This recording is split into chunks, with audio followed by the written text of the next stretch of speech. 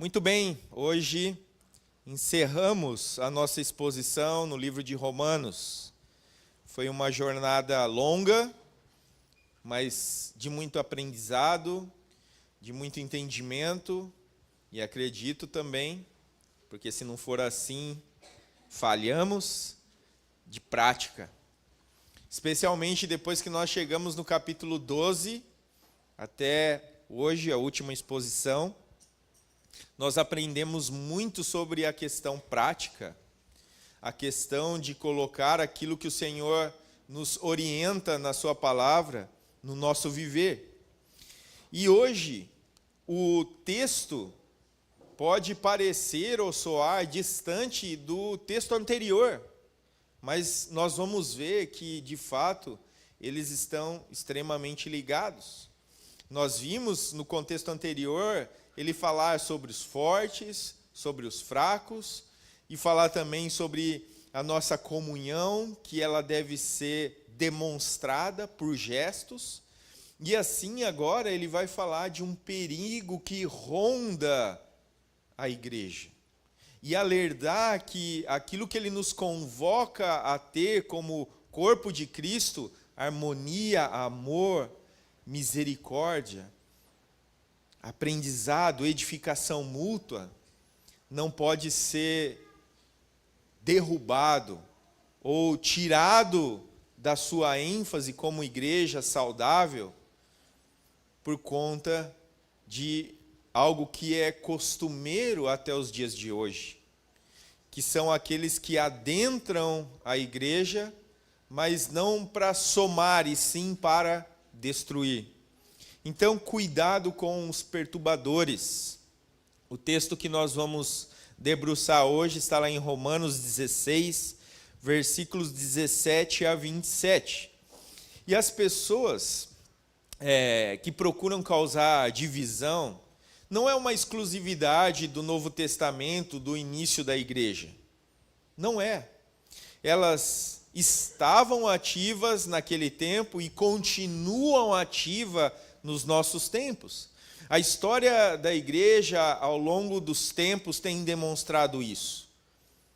Homens, mulheres, pessoas que não são crentes, não são salvos, mas que sorrateiramente adentram o contexto da igreja local, podem se tornar até mesmo membros da igreja, podem fazer todo um teatro, uma manipulação, e assim também de forma muitas vezes silenciosa, mas sempre sussurrando nos ouvidos dos fracos, levando-os a um entendimento diferente do evangelho que é proclamado por Paulo e por todos aqueles que anunciam o evangelho na sua plenitude.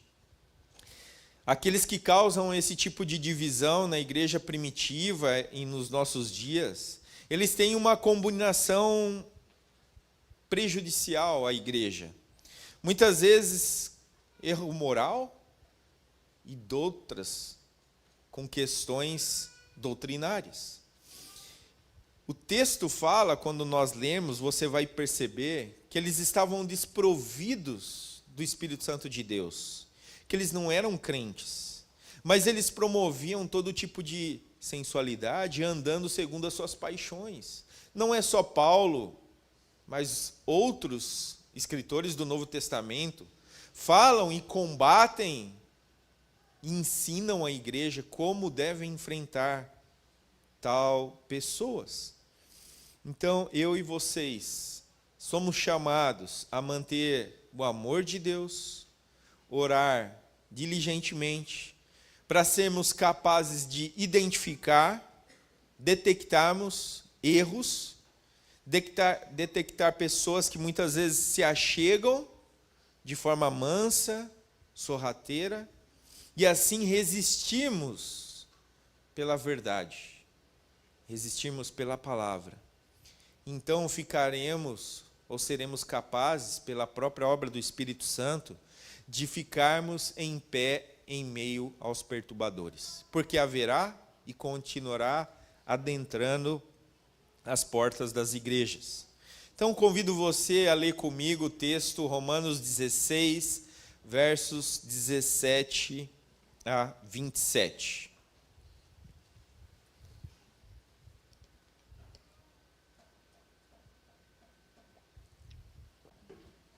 Todos acharam? Amém? Então vamos à leitura da palavra de Deus. Recomendo-lhes, irmãos, que tomem cuidado com aqueles que causam divisões e colocam obstáculos ao ensino que vocês têm recebido. Afastem-se deles, pois essas pessoas não estão servindo a Cristo, nosso Senhor, mas o seu próprio apetite. Mediante a palavras suaves e bajulação, enganam o coração dos ingênuos. Todos têm ouvido falar da obediência de vocês, por isso estou muito alegre, mas quero que sejam sábios em relação ao que é bom e sem malícia em relação ao que é mal. Em breve, o Deus da paz esmagará Satanás debaixo dos pés de vocês. A graça de nosso Senhor Jesus seja com vocês. Timóteo, meu cooperador, envia-lhe saudação, bem como Lúcio, Jason e Sosipatro, meus parentes. Eu, Tércio, que redigi essa carta, saúdo vocês no Senhor. Gaio, cuja hospitalidade eu e toda a igreja desfrutamos, enviamos-lhes saudações. Erasto, administrador da cidade, e nosso irmão Quarto enviam-lhes saudações. Que a graça de nosso Senhor Jesus Cristo seja com vocês todos. Amém. Ora, aquele que tem poder para confiá-los pelo meu evangelho e pela proclamação de Jesus Cristo, de acordo com a revelação do mistério oculto dos tempos passados, mas agora revelado e dado a conhecer pelas escrituras proféticas, por ordem de Deus, do Deus eterno, para que todas as nações venham a crer nele e a obedecer-lhe. Sim, ao único Deus sábio seja dada glória para todos sempre, por meio de Jesus Cristo. Amém. Amém. Vamos orar mais uma vez? Baixe sua cabeça. Bondoso Deus, nós rogamos a Ti, pela Tua misericórdia, que nos ensine através da Tua palavra, por meio do Teu Santo Espírito. Nos conduza, Senhor, uma vida piedosa, uma vida que reflete o chamado que recebemos de Cristo Jesus pelo Evangelho, pela Sua palavra. E também pela Sua palavra queremos viver de forma prática, Senhor, aquilo que tem nos dado. Pai, somos gratos pela salvação, somos gratos por poder estar aqui, somos gratos, Senhor, porque tem nos conduzido na Sua misericórdia. E assim, Senhor, queremos viver até que o Senhor volte e busque a sua igreja. Essa é a nossa oração em nome de Jesus. Amém. Mensagem central, nós podemos afirmar assim: o crente justificado vive firmado sobre o evangelho, o verdadeiro evangelho, rejeitando todo tipo de falso ensino. Então, aquele que é justificado em Cristo, ele vive. A ideia de viver não pode estar desconectada de uma ação. Então, por isso, nós vivemos como crentes justificados sobre esse verdadeiro evangelho. É ele que nos dá a direção. E assim, então, quando conhecedores, pela graça de Deus, dessa verdade, nós rejeitamos todo tipo de falso ensino. Então, queridos, nós precisamos ter isso em mente, que conhecer a verdade de Deus faz parte da responsabilidade nossa como salvos. Nós precisamos conhecer a palavra, a verdade de Deus revelada. Nós não podemos ser crentes que sentamos aos domingos, às quintas-feiras aqui e nos contentamos com isso. Não podemos ser assim. Estaremos negligenciando aquilo que Ele nos ordenou e aquilo que Ele nos deixou agora como salvos, como crentes justificados. Precisamos conhecer a Deus para fazê-lo conhecido. Então, desprezar as Escrituras é desprezar o próprio Deus, que a deixou a nós. Por isso, exige ação da minha e da sua parte. Então, quando nós pensamos nisso, nós podemos usar uma ilustração bem comum, mas verdadeira. Quando você pensa nas notas, o dinheiro, os norte-americanos, eles tinham uma prática para que eles não caíssem em armadilhas que notas falsas poderiam trazer. Então, ao invés de eles estudarem notas falsas, eles conheciam muito bem as notas verdadeiras. Porque notas falsas, cada dia, eles inventam um tipo. Mas as verdadeiras sempre estarão do mesmo modo. Então, se você não conhecer o verdadeiro evangelho, você vai ser iludido por falsos ensinos, que tem um ar de piedade, que tem um aroma suave, que tem a bajulação do mestre, que fala bonito, que é eloquente, mas que está levando você para outro caminho e não o evangelho. Um caminho que não é o Cristo.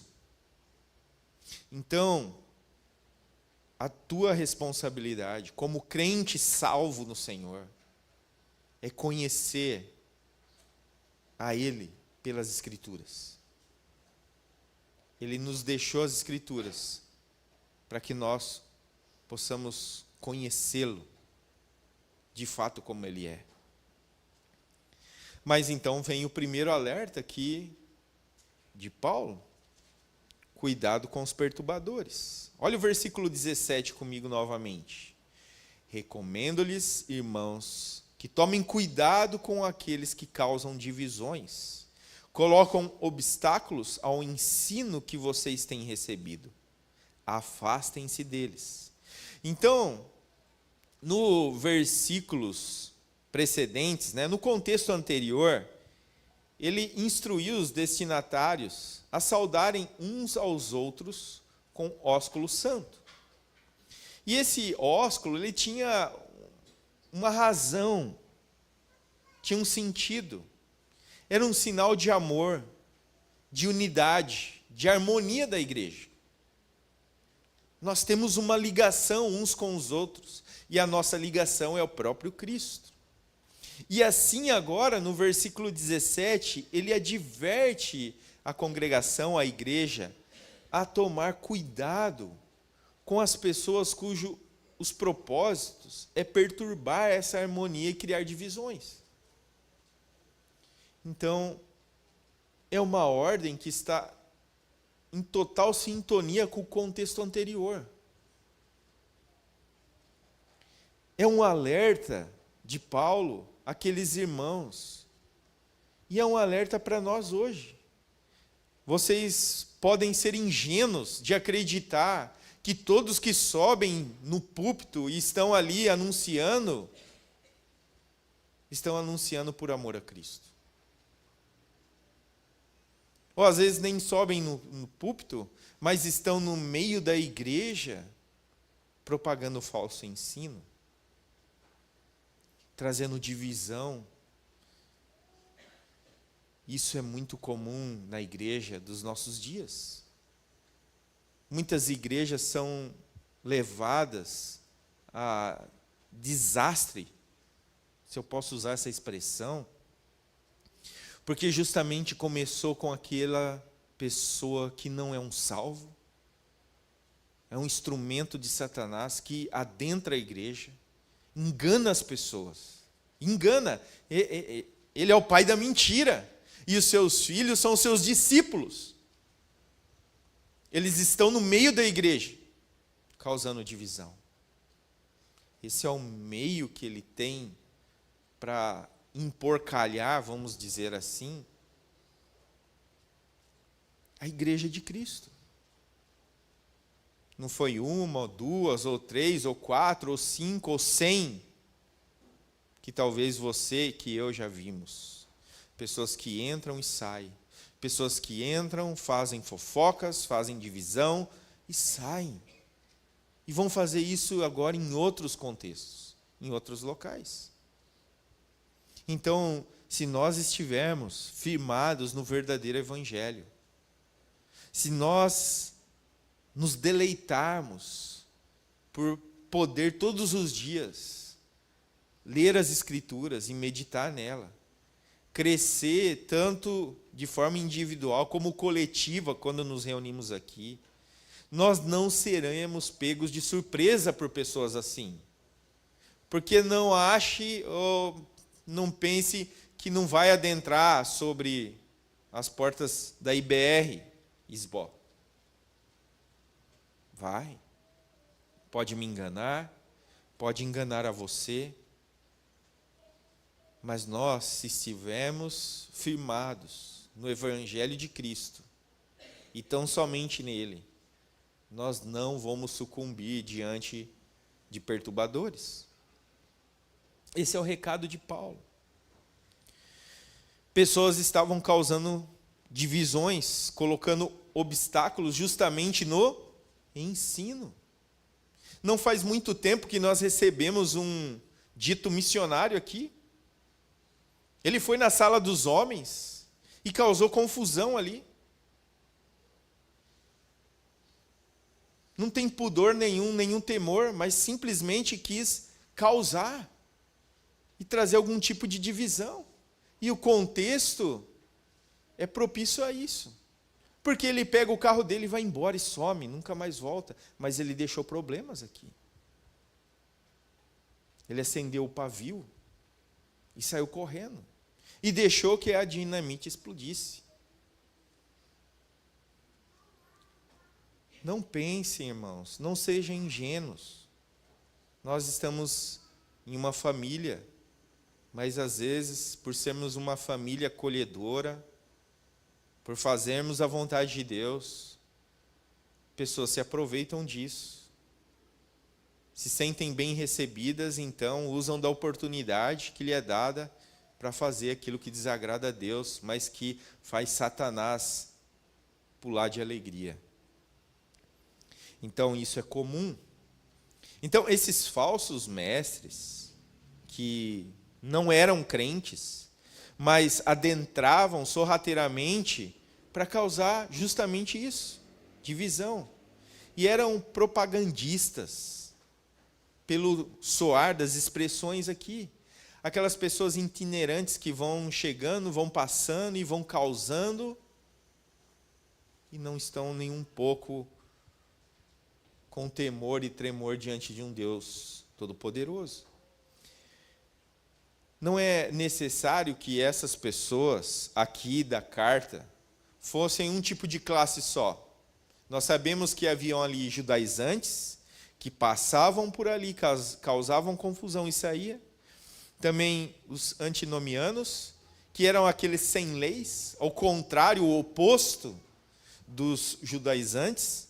Haviam aqueles ascetas que, um tipo de espiritualidade, se colocavam distante de qualquer tipo de prazer, como se eles, se colocando nessa situação, eles tinham alguma intimidade maior com Deus. Ou poderia ser uma junção de todos esses? Paulo ele não especifica quem são esses perturbadores, mas ele fala que eles adentrarão sorrateiramente. Isso ele nos alerta. Então, Paulo, ele não diz, façam-lhe oposição, briguem com eles. Ele fala, não fiquem perto. Não deem ouvidos. Não dê possibilidade para que aquilo que ele quer fazer aconteça. Ele sabia que muitos irmãos mais prontos e preparados, talvez aqueles que ele fala lá que é forte, conseguiriam conversar e até debater de forma aquele intruso, perturbador fosse embora. Mas ele sabia do perigo que os fracos, que pensavam que eram fortes, no contexto anterior, pudessem abraçar, por exemplo, a ideia judaizante. Olha, é Cristo, concordo, mas nós temos que fazer a circuncisão. nós temos que seguir as ordens cerimoniais de Deus. E aí ele jogou o evangelho no lixo.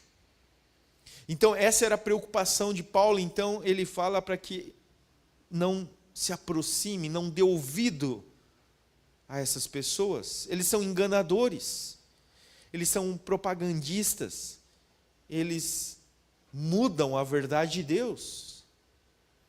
Algo que ele falou também lá no capítulo 1 de Romanos. Olhe para o versículo 18. Pois essas pessoas não estão servindo a Cristo, nosso Senhor, mas seus próprios apetites. Elas estão pensando só nelas. Elas estão ali somente para o seu próprio ego, mediante a palavra suaves e bajulação. É o que muitos querem ouvir. Muitos querem ser seduzidos por bajulação, por palavras suaves, mas o que isso resulta? Engana o coração dos ingênuos. Então, a expressão usada aqui no original para tais pessoas, ela tem uma ideia aqui de desdém.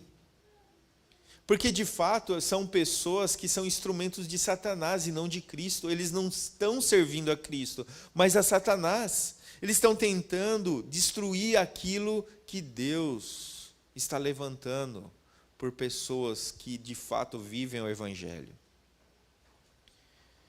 Então, afirmar, pois tais pessoas não estão servindo o nosso Senhor Jesus Cristo, mas o seu próprio ventre. O apóstolo está deixando bem claro aqui para nós. Ou você serve a Cristo, ou você não serve a Cristo. Ou a pessoa vem para propagar o evangelho da salvação, ou ele vem para propagar a mentira de Satanás. Vocês conhecem um texto lá de Mateus 6:24. Ninguém pode servir a quê? A dois senhores. Porque você vai desprezar um e amar o outro. Então abra sua Bíblia em Mateus 6:24.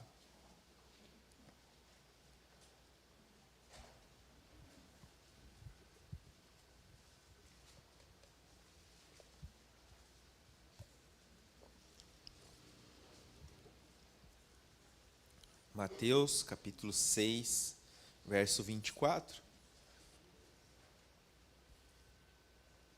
Ninguém pode servir a dois senhores, pois odiará um e amará o outro, ou se dedicará a um e desprezará o outro. Vocês não podem servir a Deus e ao dinheiro. Paulo aqui, ele muda a questão do dinheiro e fala do próprio ventre. A pessoa que quer servir a si mesma, ela quer a glória para ela. Essas pessoas que adentram a igreja, elas querem só isso, poder, são gananciosas. Não estão pensando no reino, em Cristo, mas só em si. Segue os métodos que elas empregam. Elas conquistam o seu auditório por quê? Por causa da sua fala. Fazem uso de uma fala que bajula, que soa gostoso aos ouvidos, que lhe promete riquezas, prosperidade, vencer problemas, superar obstáculos, mas desse mundo, e não no seu relacionamento com Deus. Falam do aqui, do agora, e não do que há de vir. Se preocupam muito com o que está vivendo no momento. E as pessoas estão carentes, cheias de problema, dificuldades, e eles aproveitam disso. E ditos homens de Deus, ou mulheres de Deus, falam aquilo que as pessoas querem ouvir. E elas saem como se fosse algo revelado a elas. Olha, Deus falou comigo. E não sabe que está sendo usada por alguém que quer destruí-la e não levá-la a Cristo. Pelo contrário, quer levar ela cativa ao inferno. Como nós ouvimos na leitura da irmã Jéssica, em Judas 16. É dessa maneira que eles agem. Falam bonito. Tem uma voz de veludo. É gostoso de ouvir. Mas estão encantando pela sua bajulação, mas levando-as num precipício, num abismo. São o que alguns considerariam como oradores eloquentes, ainda que na realidade sejam trapaceiros polidos. Não estão realmente ajudando ninguém, embora finjam fazer isso. Esse é o retrato. Essa é a imagem. Então são enganadores, pois levam as pessoas a desviar-se do que realmente importa, do verdadeiro evangelho. O coração ingênuo, conflitante, almas de pessoas atribuladas, simplórias, são desviadas por charlatões, enganadores, e muitos caem. Olhe por aí, irmãos. Olhem por aí. Há vários enganadores que estão no púlpito. Há vários enganadores que passam de igreja em igreja fazendo desordem e perturbando as igrejas. Versículo 19. Todos têm ouvido falar da obediência de vocês. Por isso, estou muito alegre. É evidente que Paulo, ele agora, depois de exortar sobre algo que poderia adentrar a igreja, ele fala realmente o que aquela igreja estava vivendo. Ele dá um incentivo a uma conduta cristã. Porque se aquela igreja em Roma, a nossa igreja, nos apartarmos do verdadeiro evangelho, isso causa algo que nós não conseguimos mensurar no reino. Não conseguimos. Então era justamente sobre isso que Paulo estava pensando. O testemunho da igreja em Roma é um belo testemunho. E eu estou alegre por isso. Mas se por um acaso vocês caírem na lábia de perturbadores, isso será algo muito triste. Então fiquem atentos. Não dê ouvido àqueles que bajulam, mas deem ouvido para aqueles que falam do evangelho da salvação. Então, a fé que aqueles irmãos estavam demonstrando pela sua própria prática, demonstram que realmente são um povo de Deus. E isso traz louvor a Deus por Paulo e por todos aqueles que estavam ouvindo sobre a igreja em Roma. Não é gostoso, irmãos? Eu fico alegre quando eu ouço algo sobre a nossa igreja. Não propriamente sobre a minha pessoa, mas sobre a atitude da igreja em detrimento à recepção de pessoas, a como a igreja se preocupou, como a igreja trabalhou arduamente. Então nós vemos que a ação da igreja, ela acaba tomando proporções que muitas vezes nós não sabemos. Mas é a atitude de um irmão que deu atenção para um visitante, é a atitude de um irmão que ajudou um irmão e não propagou aquilo, mas ele, em gratidão, compartilhou com outro que acaba chegando em mim de alguma maneira. E eu me alegro com isso. porque eu vejo a igreja de Cristo caminhando em ação com aquilo que ela tem aprendido sobre Cristo e sobre a sua vontade. Nós não podemos ser paralisados na nossa jornada cristã ou ficarmos negligentes com a nossa ação, a nossa vida prática. Nós não podemos ser diferentes do que nós somos nos dias que reunimos aqui, dos dias que nós estamos no nosso trabalho, em qualquer lugar que estivemos. Nós precisamos manter um testemunho fiel a Deus, de louvor e glória a Ele. Então, observe aí as palavras, a notícia de sua obediência.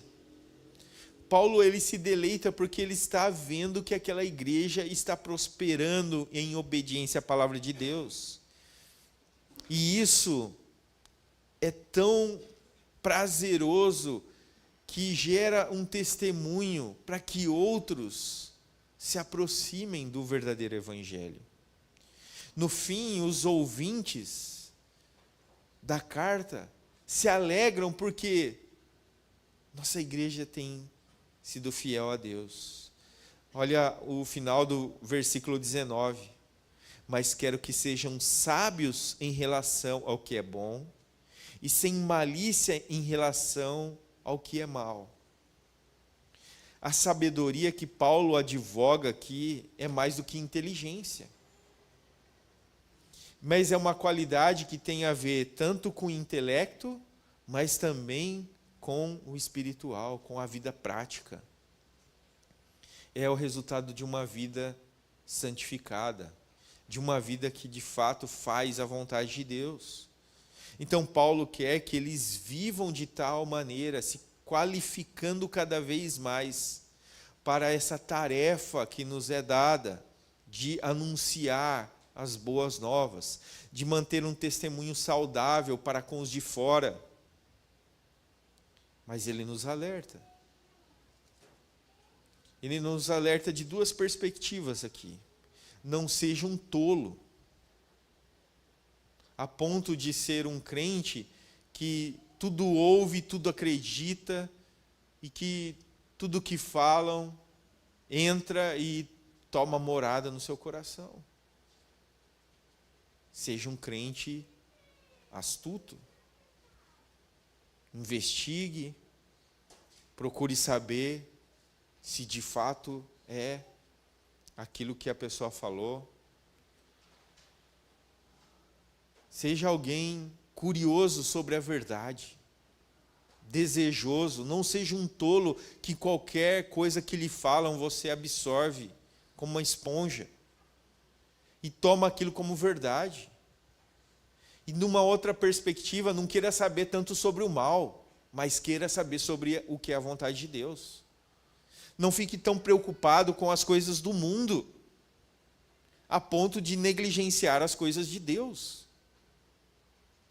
Por isso a ideia, não seja um ingênuo a ponto de ser enganado, ou um tolo que vai querer conhecer mais as coisas do mundo do que as coisas de Deus.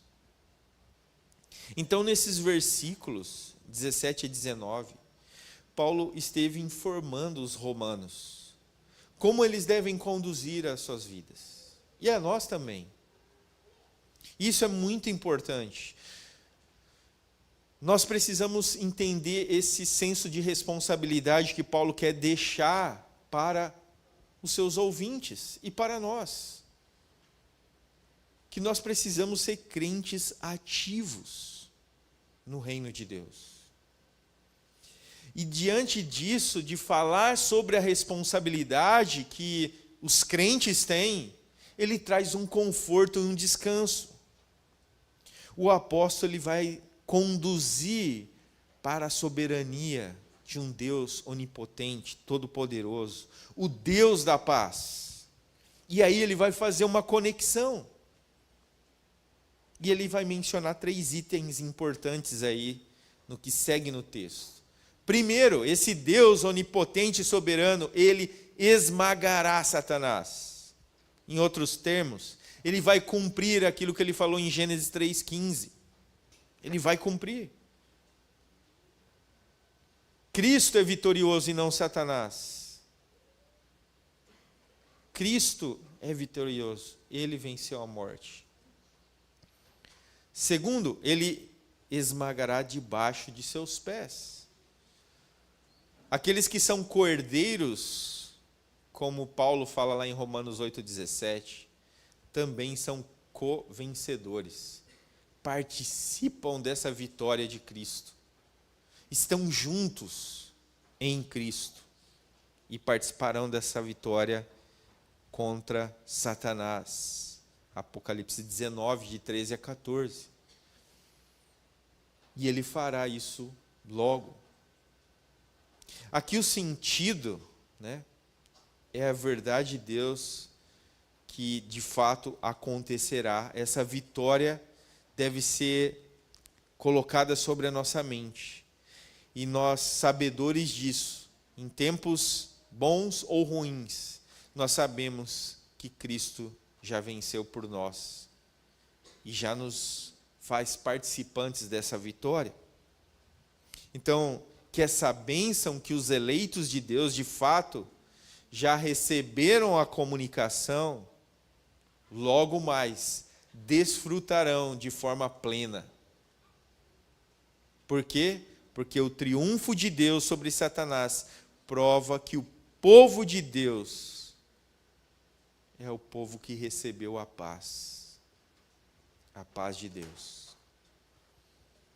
É isso que ele está comunicando a nós. Nós não somos mais inimigos de Deus, mas somos filhos de Deus, e por isso desfrutamos dessa paz que só Deus pode dar. Mas ela ainda não chegou, mas chegará na sua plenitude na volta de Cristo. Amém? Versículo 20. A graça de nosso Senhor seja com vocês. Então, observe aqui outras características que ele fala. Primeiro, graça é esse favor imerecido de Deus, que tão bem conhecemos aqui na nossa igreja. Aí ele fala uma expressão, nosso. Nosso não está ligado apenas ao ou como lá em 1 Coríntios 16, 33, mas o nosso aqui é uma autoapropriação, que vem em seguida, Senhor Jesus. Ele é o nosso Senhor. Em outras palavras, para ficar bem claro, Ele é nosso dono. Ele é o dono da minha vida, da sua vida, você que crê nele, naquele que se arrependeu e colocou totalmente a sua fé nele. Ele é suficiente para salvar. E aí, outra expressão que está aí, que vem do verbo ser, mas está no nosso texto, seja com vocês, ela traz essa ideia dessa bênção que não é um mero desejo de Deus ou de Paulo. É uma promessa que está se confirmando em realidade na vida daqueles que creem no nosso Senhor Jesus Cristo. E assim, irmãos, nós vamos para a segunda lição.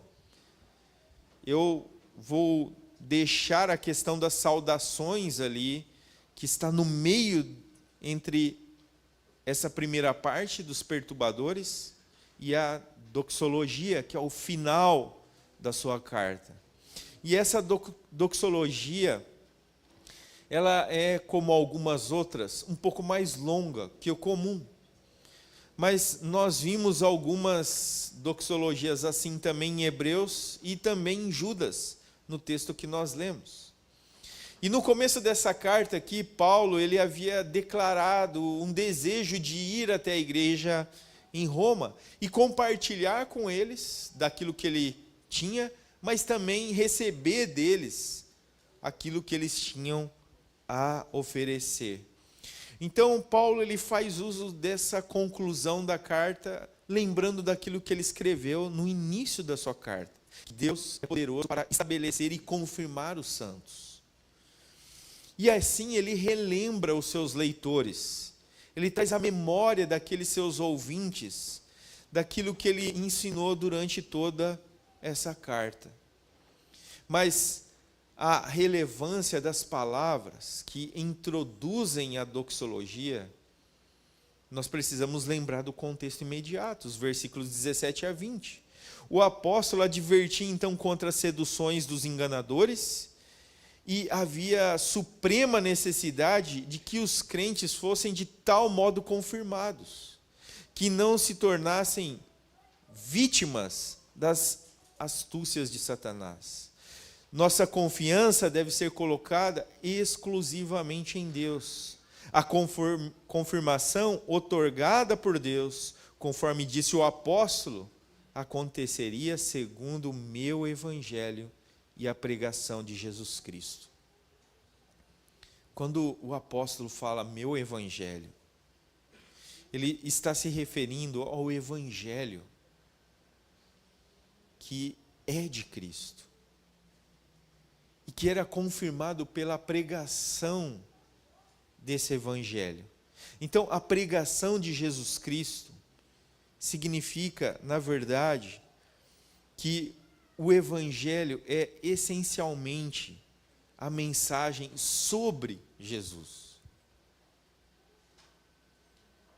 E o que ele quer fazer isso aqui é simplesmente confirmar que não há outro evangelho senão o de Cristo.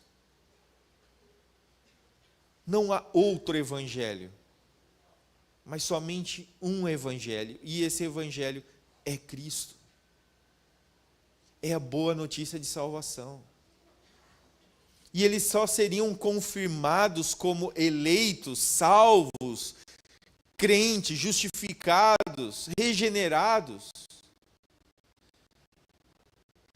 se eles tivessem ouvido, não só com as suas orelhas, mas com o seu coração, o verdadeiro evangelho. O evangelho que salva. O evangelho que nos tira da ira de Deus, a qual merecíamos. E que agora, por meio dessa graça, desse favor de Deus, nós recebemos pela obra de Cristo. Ele venceu a morte e nos deu vida. Ele venceu o pecado e nos tirou da escravidão. E agora nós vivemos por Cristo e em Cristo. Portanto, o ato de confirmar os crentes deve ocorrer em harmonia ao evangelho de Jesus. E esse era o evangelho que ele pregava. E por isso a preocupação dele com aqueles que vinham acrescentar algo ao evangelho. Eles querem mudar a verdade. Capítulo 1. Capítulo 16. Eles tentam macular, obstruir a verdade. Então, no capítulo 1 e no final do texto, ele chama a atenção dos seus ouvintes, e consequentemente nós, a não darmos ouvidos, especialmente do nosso coração, a um falso evangelho, porque ele é danoso, ele destrói, ele não cura, ele não leva a Deus, mas continua nos empurrando ao abismo. Então, o evangelho que Paulo anunciava harmonizava-se com o verdadeiro evangelho anunciado por Cristo e pelos apóstolos. E ele coloca uma expressão que ele já usou aqui. Ele fala sobre esse mistério. E a conotação aqui é parecida com aquilo que ele usa lá no capítulo 11. Irmãos, não quero que ignorem esse mistério. De novo, não sejam tolos, mas levem a sério o evangelho, o verdadeiro evangelho, para que não se tornem presunçosos lá no capítulo 11. E se você puxa a memória, eu tenho uma memória aí boa, né? Você vai ver que o próprio Israel de Deus, o povo israelita, os judeus, ficaram com o coração endurecidos. Por quê? Porque rejeitaram o verdadeiro evangelho. Fecharam os olhos, os ouvidos e o coração para o verdadeiro evangelho. Estavam confiantes em si mesmo para a salvação, como se fossem capazes de chegarem a Deus pela obediência à lei e pela circuncisão. É isso que ele falou nessa carta. Mas nem a lei e nem a circuncisão levavam eles a Deus, porque o único caminho é Cristo. Não há outro caminho. Então, nesse versículo aqui, ele dá ênfase a essa revelação. E que essa revelação, ela foi anunciada no Antigo, apontando para o Cristo, para o Messias, para aquele que era prometido por Deus, desde Gênesis, e que se revelou de maneira plena, e que agora no Novo Testamento, nós temos então essa revelação de Deus, que demonstra do começo ao fim o Cristo como Salvador. Então não há outro evangelho. Não tem como relativarmos o evangelho, fazer um apanhado de coisas para tentar trazer um ar de piedade e assim falarmos que algo se soma ao evangelho para a salvação. É tão somente Cristo, irmãos. Mas lembre, é tão somente Cristo que nos salva. Mas Ele também nos chama, agora que somos salvos, a um viver digno desse evangelho. E que, por conta disso, muitos vão ouvir sobre esse evangelho. Porque nós não ficamos parados, nós vivemos o evangelho. Nós não somos meros religiosos que colocam algumas práticas como algo que nos leva a Deus. Não, nós vivemos o evangelho. Nós vivemos ele. Nós cremos na suficiência de Cristo para nos salvar.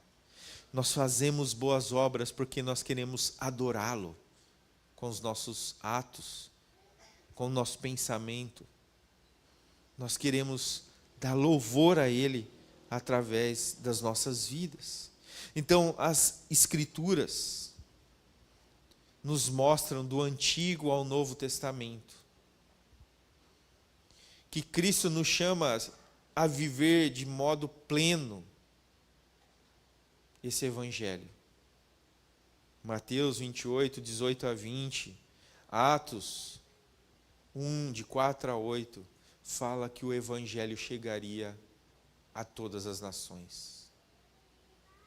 E eu e você somos os agentes, o instrumento que soa o som do evangelho.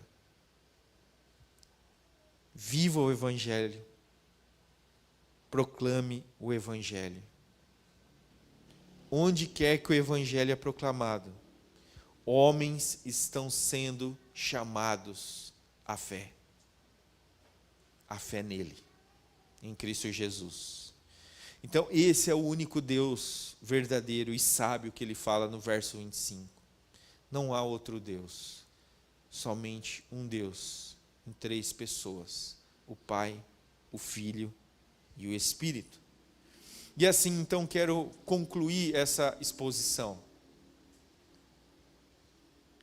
Paulo, ele nos adverte a ter cuidado com os falsos mestres, que os membros se ponham em guarda, especialmente por 2 razões. Primeiro, por meio de palavras macias e bajuladoras. Esses perturbadores tentam enganar o coração dos descuidados. Então não seja um descuidado. Para você não ser um descuidado, você precisa estudar a palavra de Deus. Não se contente em apenas ouvir aos domingos, na escola bíblica dominical ou no culto de adoração. Faça isso todos os dias. Torne um hábito. Segundo, os crentes não devem macular a boa reputação.